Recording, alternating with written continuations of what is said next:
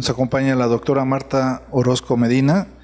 La conferencia que vamos a recibir de ella es Ruido, Salud y Bienestar en Espacios Recreativos.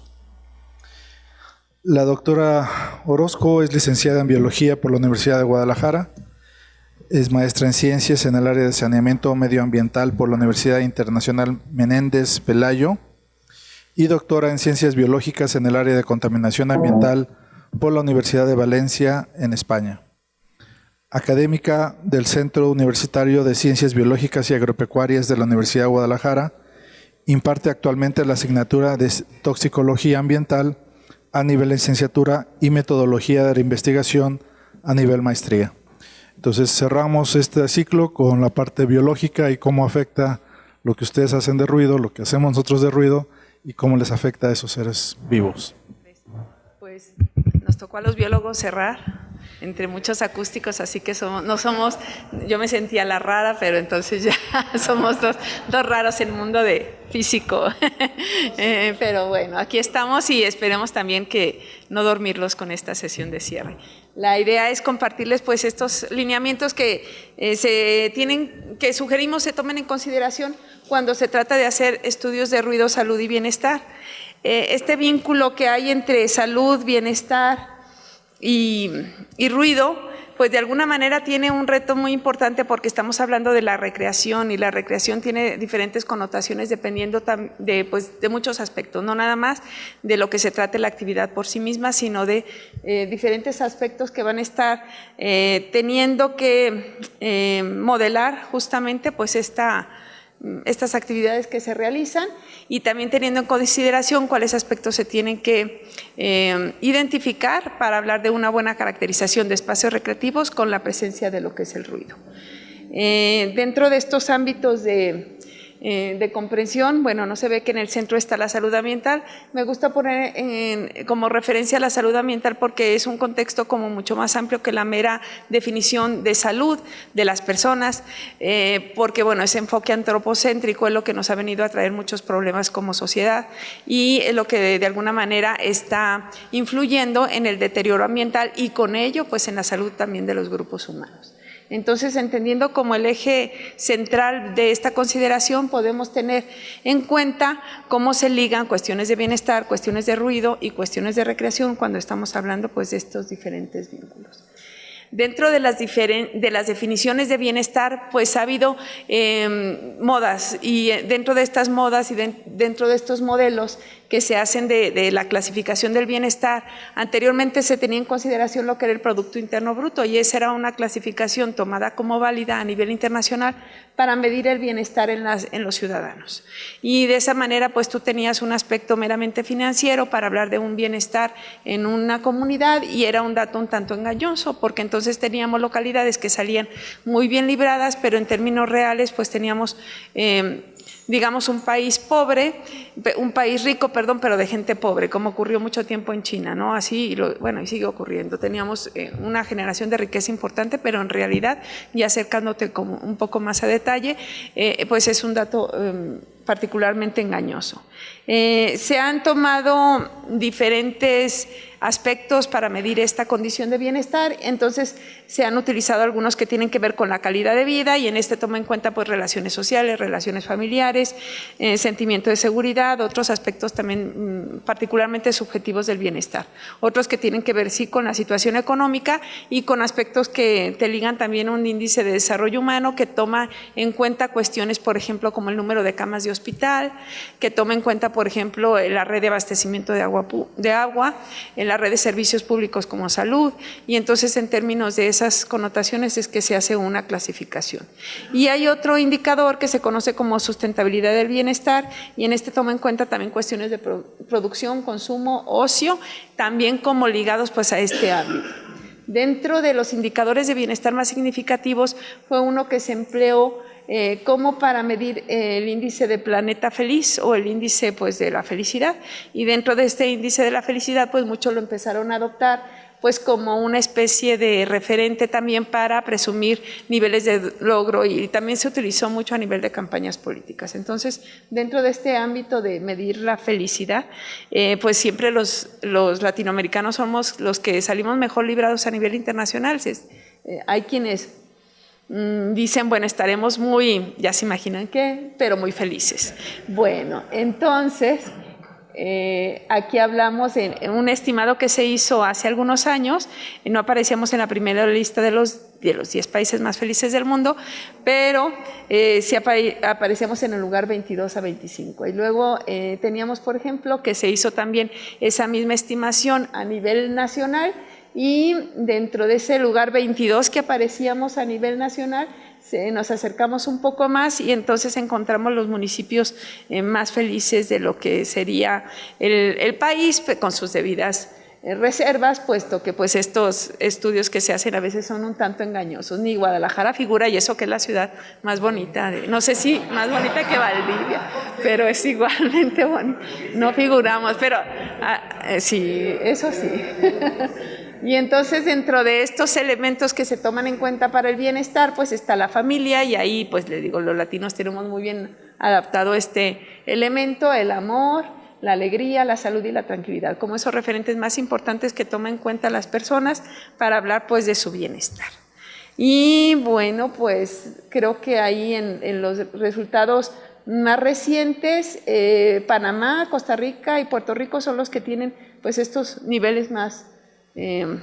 altos de lo que es el bienestar a nivel Latinoamérica, que se están acercando a algunos países nórdicos, Noruega, Suiza, Suecia, Singapur, fuera de Europa, que tienen altos niveles de felicidad. Y bueno, pues entonces, como referente de lo que era el bienestar, nos pasamos al otro elemento central de esta presentación, que tiene que ver con la recreación, y dentro de la recreación hay diferentes clasificaciones y formas de definirla, pero bueno, alguna de las más generales es que habla justamente de esta actividad que se realiza de manera libre y espontánea, que genera bienestar físico, mental y emocional. Y ahí viene lo engañoso de cómo el ruido se liga con la recreación y qué tanto las nuevas prácticas que se tienen, sobre todo en ciertos grupos de edad, como son niños y jóvenes, sin afectar a los presentes, bueno, pues es que limitan realmente la recreación saludable. Y entonces vamos a tener que algunos de estos espacios recreativos tendrían que estarse identificando como que fomenten la convivencia saludable, los valores, la creatividad, que tanto hagamos un ejercicio así mental, que tanto la recreación que realizamos está teniendo, pues cubre estos aspectos que tienen que ver con fomenta la convivencia saludable, si en realidad fomenta los valores, fomenta la creatividad, estimula el crecimiento y el desarrollo, fomenta el aprendizaje y el trabajo colaborativo o la actividad colaborativa, y si promueve la convivencia y la comunicación. Dentro de a lo mejor un comparativo en estos principios de la recreación saludable, pudiéramos estar haciendo un referente de lo que es la actividad al aire libre o en contacto con la naturaleza, que de alguna manera sí contribuye al bienestar, sí favorece bienestar, fomenta valores en términos generales, edifica y fortalece también la esencia humana, influye en la sociedad y en la familia, fomenta el desarrollo de habilidades psicomotrices, favorece la creatividad, pero algunos otros formas de convivencia que se realizan en espacios cerrados, no ligados precisamente en contacto con la naturaleza, pues no precisamente van a permitir la comunicación, no necesariamente fomentan la sana convivencia, porque está ligada también a la presencia de otros aspectos, y no necesariamente está libre de exposiciones tóxicas y nocivas, empezando por el ruido como ese elemento tóxico que está formando parte. Y entonces luego viene otro aspecto, hablando también de la parte de bienestar, si efectivamente todo aquello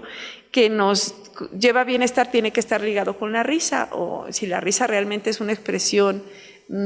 auténtica de lo que sería la recreación saludable, o si una cuestión también que tiene que ver con el bienestar tendría que estar permanentemente ligada con la risa, y entonces ahí viene una cosa media extraña, una combinación media extraña, pero bueno, independientemente de eso, si estamos hablando también de espacios que fomentan pues esa condición que tiene que ver con la risa, pues sí nos puede llevar a un aspecto más saludable. Dentro de estas cuestiones que tienen que ver con la recreación, pues tendría que estar apareciendo también el juguete como un elemento que participa de una manera fundamental en la recreación, sobre todo de los niños, que no podemos estar imaginando un niño de la mano de un juguete, porque entonces estamos hablando de quién sabe qué cosa extraña, pero entonces pues la presencia del juguete en los niños va a ser fundamental pues para ese desarrollo y ese aprendizaje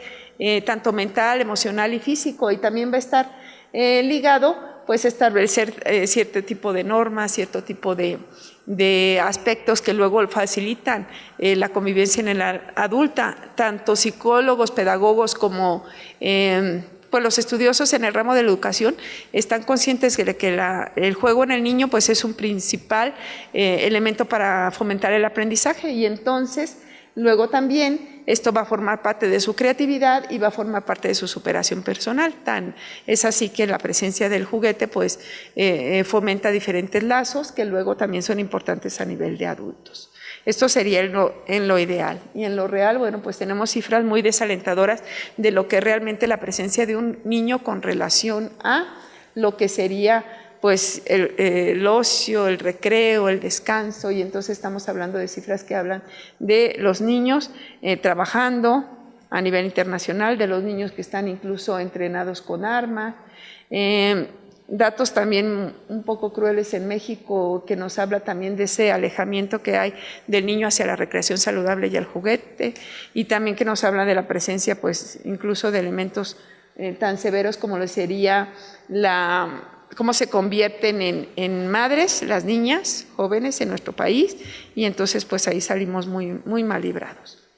Dentro de estos aspectos que tienen que ver y que ya empieza, pues no se crean que me olvide del ruido, aquí empieza a retomarse ya el aspecto de ruido en lo que es la temática, y entonces hablamos de la presencia de ruido en algunas actividades recreativas. Y entonces este tipo de lugares que yo no sabía cómo se llamaban, pero resulta que se llaman arcades. ¿Ustedes sabían? Estos lugares de videojuegos, arcades.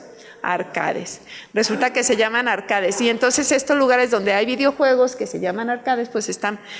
presentes en el país. Fue una moda, ya está un poco desdibujándose esta moda, y ya está por los dispositivos móviles, entonces ya empieza a mezclarse con otro tipo de actividades recreativas como más ingeniosas. Cada vez empieza a haber diferentes lugares en donde invitan a que los niños convivan, y entonces empieza a ver que pues otra dinámica pues de la recreación y de los juegos. A la par del ruido presente en este tipo de establecimientos viene la que le acompaña al uso de las redes sociales, y las redes sociales también traen toda una connotación acústica, porque tal es la fiebre que se ha tenido en la actualidad acerca de la disposición de estos dispositivos, que entonces ahora te liga a una nueva patología que tiene que ver con la adicción a las redes sociales, ¿no? Y a las redes sociales que te avisa cierto sonido de cada una de tus redes sociales. Los tienen algunas diferenciados, y si tiene que ver con un mensaje del Twitter, si tiene que ver con WhatsApp, si de alguna forma de Facebook te está avisando de algo, y entonces son sonidos que están presentes en el uso de las redes sociales y que están creando también una pauta un tanto peculiar respecto a la dependencia que se está teniendo con este tipo de dispositivos. Luego vamos a tener otro aspecto también que ha puesto en entredicho la forma en la que se crean ciertos hábitos de dependencia y lo que se conoce como drogas acústicas. Y estas drogas acústicas están poniendo también a batallar a los estudiosos de las adicciones, porque entonces están generando una nueva droga que aparentemente pues no deja un rastro físico tangible, como sería otro tipo de drogas o químicos que a través de una antidoping te puede generar y arrojar un resultado. Sin embargo, bueno, pues está también trabajando en ver cómo tú puedes estar monitoreando el rastro en los jóvenes de esa droga acústica, porque finalmente se está utilizando en ciertos grupos de edades y en ciertos estratos sociales, y se está haciendo generalizada. Y no es de extrañarnos también que en grupos que pudiéramos pensar que no necesariamente la pudieran adoptar, pero en grupos universitarios se están adoptando de forma cada vez más generalizada este tipo de droga acústica. Y entonces pues es una combinación un tanto peligrosa, porque llegas a generar tal nivel de inconsciencia que puede ser tan o más peligroso que lo que sería una droga química, y entonces regresar el estado de conciencia pues se vuelve un tanto complicado. Dentro de también la presencia del ruido en la recreación, pues está lo que tiene que ver con los dispositivos, con los auxiliares auditivos que se utilizan a través de los dispositivos móviles y que también forman parte de una recreación y no precisamente saludable en todos los sentidos, porque el portar los audífonos bajo ciertos límites de tiempo y bajo cierta cuestión que tiene que ver, por ejemplo, con la intensidad que se usa, con el tiempo que con el tiempo que van a permanecer de la mano o del oído de ese dispositivo, y que aparte ese dispositivo, en aras de que la tecnología está siendo cada vez más sofisticada, se está trabajando con unas altas frecuencias, y esas altas frecuencias que tienen ahora los dispositivos son mucho más dañinas que lo que sería un espectro de sonido tradicional de la música. Entonces, aquí doblemente el peligro, porque aparte de que los dispositivos permiten ya una batería que te puede durar, no sé, hasta 8 horas, de alguna manera se pierde la conciencia de cómo estar portando por tanto tiempo ese dispositivo, no tener la certeza de que te está causando un daño, y aparte le sumas la intensidad sonora con la que le escuchas. A esto le vamos a sumar otro aspecto que tiene que ver con cómo se aíslan los jóvenes, particularmente los adultos también, no se crean que salimos también librados, del mundo exterior a partir del uso de los audífonos. Y tan es así que ha habido varias estadísticas que tienen que ver con los accidentes automovilísticos cuando sobre todo son víctimas de accidentes los chicos que están portando sus audífonos y que se aíslan de tal manera del exterior que no reciben esa señal de alerta. En el ámbito de la salud ambiental, que era como el eje central que comentaba, pues tenemos que estar también conscientes de que esta es una disciplina integradora y que valora tanto la calidad de los ecosistemas como su influencia y salud en el bienestar de las comunidades humanas o de los pobladores humanos. Y entonces ya es cuando aquí ligamos a la salud ambiental con el bienestar, y esta parte que tiene múltiples connotaciones, ¿no? Que tienen que ver con las relaciones sociales, que tienen que ver con la seguridad, pero también que de alguna manera pues van a estar identificando estos aspectos con los ámbitos del desarrollo humano.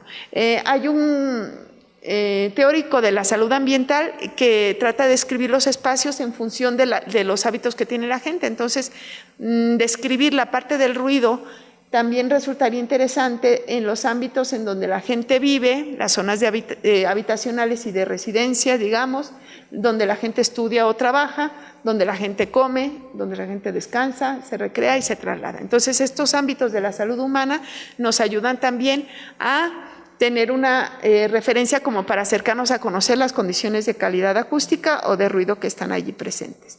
Luego tenemos este aspecto de algunas referencias de los efectos del ruido en la salud.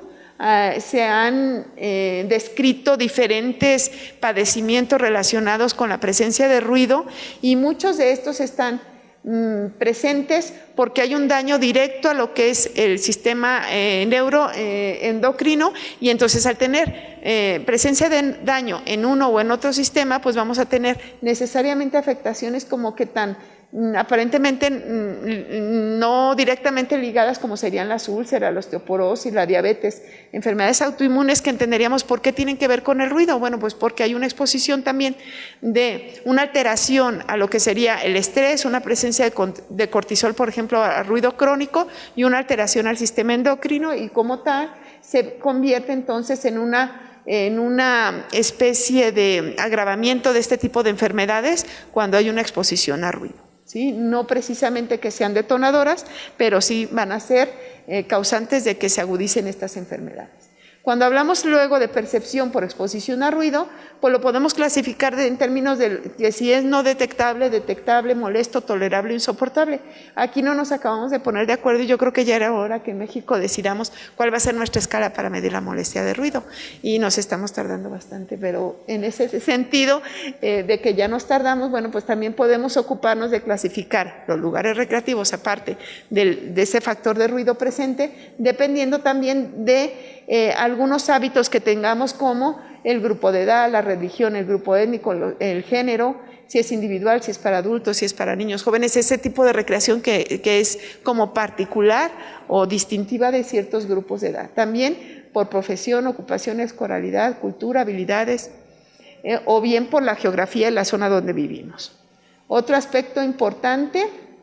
que tiene que ver también, que sería necesario que se tomara en cuenta cuando hagamos una caracterización de ruido en espacios recreativos, sí tiene que ver con alguna zona de vivienda un tanto peculiar desde barrios o desde vecindarios, o si está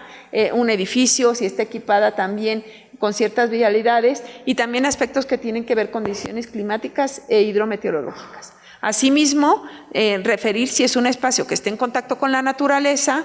o si es un espacio que no, en contacto con la naturaleza, como serían los parques, los deportivos, los bosques, los campamentos, los balnearios, las playas, los zoológicos, o bien si es un espacio público, pero en un lugar construido, si no tiene esa relación directa con lo que sería la naturaleza, y ahí entran los casinos, los bares, los antros, los restaurantes, los cines, los centros comerciales, todas esas formas de recreación que no necesariamente están ligadas a lo que sería la naturaleza. Y luego también entender en esa exposición a ruido si vamos a hablar de un tipo de exposición voluntaria o involuntaria, si es de tipo crónico, subcrónico o agudo. Aquí nos preocupa porque entonces ya acortamos esa exposición. Anteriormente la exposición crónica a ruido se daba justamente en lo que sería la gente adulta por cuestiones de tipo laboral. Ahora estamos teniendo exposición crónica a ruido en niños de 12 años que ya tienen niveles de cortisol elevado por esa exposición crónica, cuando estamos hablando que más del 10% de periodo de vida se habla de una exposición a nivel crónico. Y entonces también si este tipo va a ser diaria, frecuente, semanal, esporádica, o si es laboral o lúdica, si es comunitaria o vecinal. Y también otro aspecto que tendríamos que estar identificando como importante, pues es este tipo de percepción, y la percepción entendida como algunos aspectos que se pudieran estar categorizando, que tienen que ver con la intensidad, que tienen que ver con el efecto y que tienen que ver con la molestia. Y nosotros hemos utilizado en algunos de los estudios de percepción de ruido que hemos hecho esta categoría, y le damos a su vez un nivel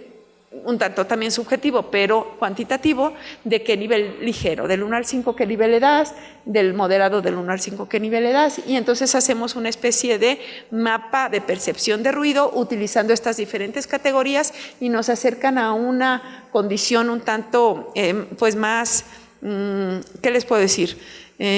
más completa. Esta metodología también con sus debidas ajustes se puede aplicar también para lo que sería lo que es una belleza escénica de un paisaje, o también lo que tenía que ver con la presencia de olores molestos. Utilizamos esta categoría con sus adecuaciones para hacer un mapa de olores en una localidad crítica por calidad ambiental. Esto que de alguna manera ya se los había comentado, cómo clasificamos, y lo que tiene que ver también, por ejemplo, con esas condiciones que limitan el bienestar en estos espacios cerrados, que tiene que ver pues con algunos elementos que no nada más están ligados al ruido, pero sabemos que si hay ruido están presentes algunos de estos otros aspectos que tienen que ver, por ejemplo, con la iluminación, con la ventilación, con la presencia de humos, vapores y gases, con la violencia que hay en los juegos, el gasto económico, el tiempo que invierten, la presencia también de problemas económicos que tiene que ver, en el caso de los salones de fiestas, cómo se afecta el ciclo circadiano. Los adictos al juego casi siempre están relacionados con otras adicciones como podía ser el alcohol y las drogas. Y también en el caso, por ejemplo, del uso y abuso de juegos electrónicos y redes sociales, cómo tiene diferentes connotaciones que afectan relaciones interpersonales y familiares, altera funciones fisiológicas, el aislamiento y la adicción, el bajo rendimiento escolar y laboral, los problemas de salud musculoesquelético, las lesiones y la postura. No es nada más el ruido, es toda una serie de afectaciones. Luego vamos a tener en esta parte de los sondeos de percepción las consideraciones éticas. Las consideraciones éticas son muy importantes cuando vamos a hacer estudios de percepción, porque a veces se hacen las encuestas y crees que no es importante, así como hay algo que pocos estudiantes saben, pero los exámenes son propiedad del alumno. El conocimiento es lo que se vierte en un examen, entonces el examen es propiedad del estudiante. Lo mismo ocurre con una encuesta. La encuesta no es propiedad del investigador, es propiedad del que vierte la información en ese instrumento. Entonces es importante que cuando vayas a hacer un estudio de percepción de ruido le des un conocimiento bien informado, de manera que le informes, le expliques de cómo van a ser utilizados esos resultados y de qué manera esos resultados van a servir para un proyecto de investigación y van a fortalecer una línea de investigación, y cómo le vas a regresar ese resultado al que cooperó en el estudio. Algunos de los estudios que hemos hecho en espacios recreativos lo realizamos en centros comerciales, y en centros comerciales encontramos resultados muy interesantes que rondaban los 70 y 90 decibeles a nivel promedio. Estuvimos haciendo estudios en plazas comerciales de Guadalajara, que las deben conocer, algunos que han visitado Guadalajara, y ahí encontramos los niveles de ruido de una forma pues realmente crítica, ¿no? A nivel promedio encontramos niveles de 70 a 90 decibeles. Ahí preocupa sobre todo por la exposición laboral. Hay ciertos sonidos, a ver, chicas, yo creo que han ido a comprar este tipo de tiendas de ropa desechable como H&M, una de esas de Forever 21 o una de esas tienditas. El caso es que tienes un ruido ahí frecuente de exposición laboral que suena cuando le quitas pues este dispositivo que trae para que no se roben la ropa. Y entonces es un pitido que fácilmente alcanza los 105 decibeles. Entonces ahí pobre del trabajador. Nosotros a nivel de ruido recreativo nos podemos exponer cuando vamos ahí y compramos, pero ellos que están continuamente expuestos a esa señal, pues resulta un tanto preocupante. En los de arcades, pues ahí nos encontramos niveles que rondan incluso los 98 decibeles, también pobres de los trabajadores expuestos. Los niños como quiera, pero a veces los padres se olvidan de que el niño está ahí jugando y pueden pasar largas horas. Y en el caso de bares y antros, bueno, pues no se diga, unos niveles de ruido altamente críticos, y los jóvenes sí han manifestado encontrar ese desplazamiento del umbral de la audición, de que de esa manera se protege el oído, y entonces proteges el oído, pero ese desplazamiento del umbral de la audición te genera una hipoacusia temporal que si sigue sometiendo el oído a esa exposición, pues va a volverse permanente. Dentro de otros estudios que hicimos, por el contrario, en contacto con la naturaleza, pues encontramos niveles mucho más agradables en la parte exterior del Parque de los Colomos, que está por Avenida Patria, no se lo pierdan, que es muy bonito cuando vayan a Guadalajara, pues niveles en el exterior, en la zona de la avenida de 70 a 93 decibeles, pero en la periferia 80, 85, y al interior encontramos niveles de 42 a 63 decibeles, una zona realmente confortable y muy benéfica en términos de calidad acústica. Y en el caso del ruido de Parque Alcalde, que tiene ya también está rodeado de más zona, no está tan grande como los Colomos, y tienen juegos de tipo pues feria, y entonces ahí encontramos niveles más altos, y en el Bosque de la Primavera también encontramos pues niveles como más críticos. Aquí viene alguna de las metodologías que empleamos cuando hacemos este tipo de estudios de ruido, y también el resultado de este estudio que les digo que hicimos en el Bosque de los Colomos es de las pocas áreas que tenemos, áreas verdes ricas en vegetación, ricas en diversidad biológica, en presencia de aves, una zona para el descanso, para la recreación saludable, y ahí fue que encontramos, pues se hizo a nivel de cuadrantes para estimar los niveles de ruido, y no es nada más la lejanía con lo que sería la fuente de ruido de tráfico que rodea lo que sería el Parque de los Colomos, sino también la topografía. Ahí la topografía creemos que jugó un papel muy importante en la atenuación de los niveles de ruido, y aquí encontramos como la composición pues del nivel de ruido. Estos son datos no muy recientes, hicimos una actualización del mapa de ruido que se está trabajando también como parte de la tesis de una alumna de la maestría, y tenemos aquí pues los resultados de los niveles. En el caso del mapa, ahí están. Hicimos una pequeña representación. No era como tal el objetivo de la tesis hacer los niveles de ruido, pero pues los tratamos de representar. En términos generales encontramos que los espacios, bueno, hay otro de ruido en juguetes, ya me pasé del tiempo, ya no los voy a, pero les voy a pasar nomás poquito. Aguas con los juguetes, los que tienen bebés, qué tipo de juguete les están dando a los niños, porque resulta que los juguetes están alcanzando niveles muy, muy elevados, y más ahora que se están haciendo cada vez más sofisticados los juguetes, y que los niños más pequeños están aspirando al uso de juguetes como más sofisticados, juguetes de adultos como serían las bocinas, las guitarras eléctricas, se están encontrando niveles realmente preocupantes. Y no todos los padres de familia consideran el ruido del juguete como un elemento interesante para la compra, más que los que ya sabemos un poco de eso, ¿verdad? En términos, ya no me voy a detener, hay otro estudio que hicimos con exposición a ruido recreativo, que si gustan y están interesados, muchas gracias, se los puedo compartir, pero bueno, pues ya yo creo que en términos generales esto es la presentación, y por mi parte finalizo, y si tienen alguna pregunta les agradezco su copia.